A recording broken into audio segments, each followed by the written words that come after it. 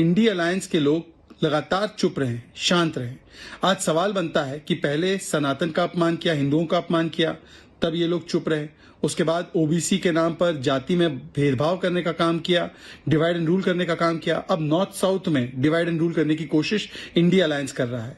और जो उत्तर भारत और हिंदी भाषी राज्य और हिंदी भाषी बोलने वाले लोगों के खिलाफ बोला गया, उस पर अखिलेश यादव, तेजस्वी यादव, लालू यादव, नीतीश कुमार, अरविंद केजरीवाल, ये लोग कुछ नहीं बोलेंगे।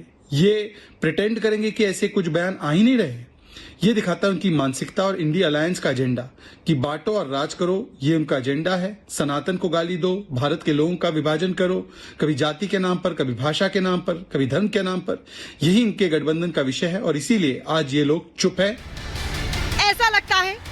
ऐसा लगता है विधानसभा चुनावों में करारी हार के बाद भी इंडी गठबंधन के साथ ही डीएमके नेता न सिर्फ सनातन विरोधी बयान दे रहे हैं, बल्कि उत्तर के साथ हिंदी भाषी को भी टारगेट कर रहे हैं। तो क्या ये कोशिश 2024 में उत्तर वर्सेस दक्षिण करने की सियासत तो नहीं है?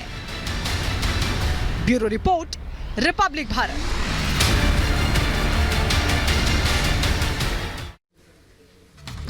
तो देखिए, दयानिधि या फिर डीएमके नेता ही नहीं बल्कि इंडी गठबंधन के कई नेता सनातन विरोधी बयान और हिंदी भाषियों को टारगेट करते रहे।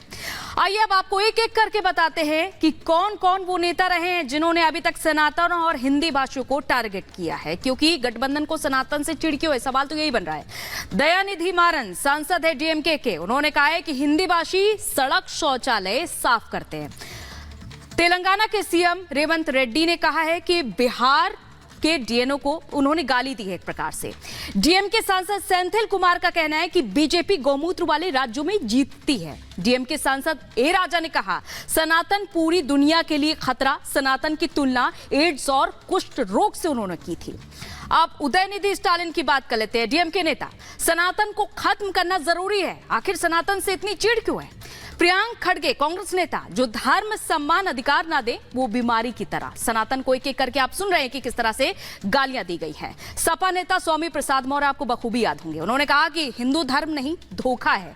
आरजेडी नेता चंद्रशेखर ने किस तरह से रामचरितमानस का अपमान किया था, रामचरितमानस में कूड़ा कचरा है, उन्होंने ऐसा कहा था। कांग्रेस अध्यक्ष मल्लिकार्जुन खड़गे ने कहा था कि मोदी जी को और शक्ति मिली तो सनातन की हुकूमत होगी। और इसी के साथ अब आपको एक अपडेट देते हैं, जहां बजरंग पूनिया और साक्षी मलिक को लेकर के ये बयान सामने आया है मनोहर लाल खट्टर। उन्होंने ये कहा है कि खेलों में राजनीति की एंट्री नहीं होनी चाहिए, खिलाड़ियों को राजनीति से बचना चाहिए। उनकी तरफ से यह बयान दिया गया है कि खेलों पर खिलाड़ी ध्यान दें, राजनीति से बचें, क्योंकि आपको बता दें साक्षी मलिक ने अपने संन्यास की घोषणा की तो बजरंग पूनिया ने अपने पद्मश्री अवार्ड वापस कर दिया है। और अब इसे लेकर के मनोहर लाल खट्टर क्या कुछ कह रहे हैं, अब आपको ये सुनवाते हैं। खिलाड़ियों को खेल की तरफ ज्यादा ध्यान देना चाहिए।